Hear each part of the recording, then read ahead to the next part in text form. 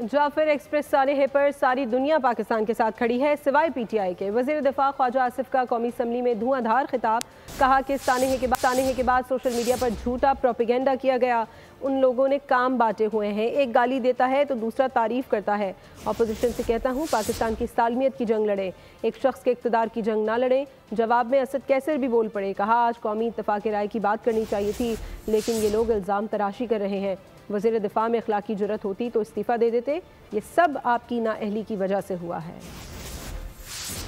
Jafar express वाली जो वाक़या, जो ट्रेजेडी थी, सारी दुनिया इस क्राइसिस में पाकिस्तान के साथ खड़ी है सिवाय इनके। ख्वाजा आसिफ साहब जो है ना डिफेंस मिनिस्टर हैं, वो जिस तरह बयान कर रहा है कि सब कुछ पीटीआई की वजह से हो रहा है, कि पीटीआई के सोशल मीडिया ने जिस तरह इसको इंटरप्रेट किया है वो सारी कौम ने वो पढ़ा।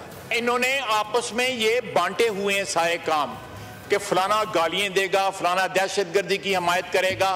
ये सब कुछ तुम्हारी नाअहली की वजह से हो रहा है। मेरी दरखास्त है अपोजिशन बेंचों से कि पाकिस्तान की सालमियत की जंग लड़ें, एक शख्स के इक़्तिदार की जंग ना लड़ें। ख्वाजा आसिफ का मैंने कह दिया अगर उसके अंदर कोई भी शर्म हया हो तो उसको जो है इस्तीफा देनी चाहिए। सब्सक्राइब करें और बेल दबाएं ताकि कोई खबर रह न जाए।